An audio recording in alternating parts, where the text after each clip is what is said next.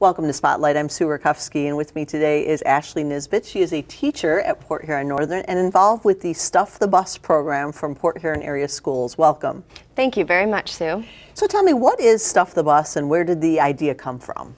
Well, Stuff the Bus is an annual event. I know it's been going on for several years, and it is meant to collect materials for local families. Specifically, it's Kids in Distress Services. Okay. And so what they do is they work around this time of year with the cold weather coming and holidays approaching to collect winter items, mainly coats and sweaters, scarves, hats, gloves, for local families. And in addition to that, they're also looking for toys because we have our holiday season coming up.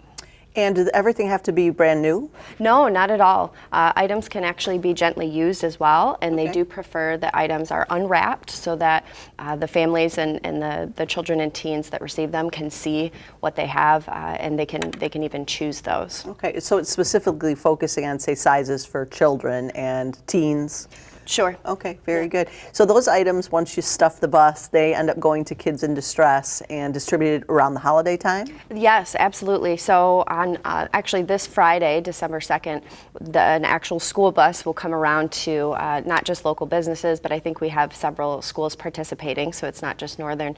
And when they come, we have students actually carrying those donations to the bus and literally stuffing it. That's our goal, our hope, with items for families. Do you have any idea how many items you might collect? Well, I've been able to participate in this amazing event for a few years, and every year I'm just blown away. I know at Northern we always collect.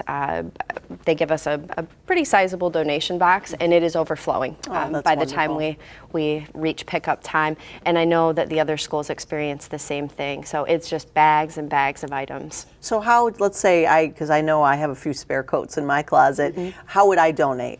So there's a couple of options that you have. I know when you go to Radio First is one of the participants, and some of our other radio stations have more information. There are several businesses you can go to, but you can also, like Northern, for example, go to the main office, Okay. and they'll bring that donation to my classroom. It's the same at the other schools as well, that if you go to the main office and let them know that it's for Stuff the Bus, they'll know exactly where to take it. Great. Well, thanks so much for joining us. We're going to be joined by a student who's involved, so we're going to take a quick break, and we'll be right back on Spotlight. The St. Clair County Department of Veterans Affairs is here to serve those who have served, military veterans and their dependents. Call and make an appointment to discuss and apply for benefits to include health care, disability compensation, and community services today at 810-989-6945. Welcome back to Spotlight. I'm continuing my discussion about Stuff the Bus, and I'm joined by student Isabelle Driscoll, who is involved in a club. Tell me about this club that's involved in Stuff the Bus. So it's called Stitchers Unite, and it's basically a craft club, but with mainly focused on stitched-based hobbies like knitting and crocheting is the biggest ones, and then there's also cross-stitch and embroidery too. Okay, so are you making items that will be part of the bus? Yes, people are both knitting and crocheting hats and scarves.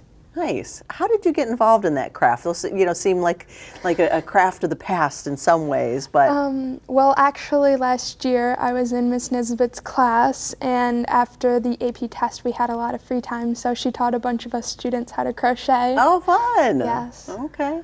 So what are you working on right now for the project? Right now I'm making a hat.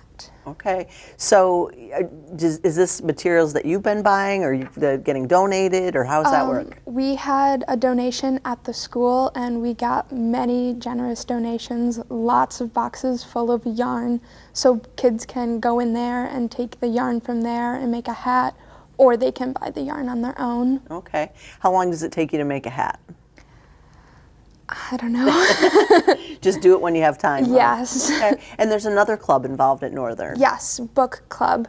Okay. They are helping spread the word and get coats and making sure that there's lots of donations. Okay, wonderful. Well, thank you so much for doing that. Of course. And again, if people want to donate, they can just bring product, say knitting materials, Yes. or like you said, the coats, right to Yes. Northern and some other businesses in the area. So Yeah. thanks for all you're doing. Yes, of course. All right. And thank you for watching this edition of Spotlight.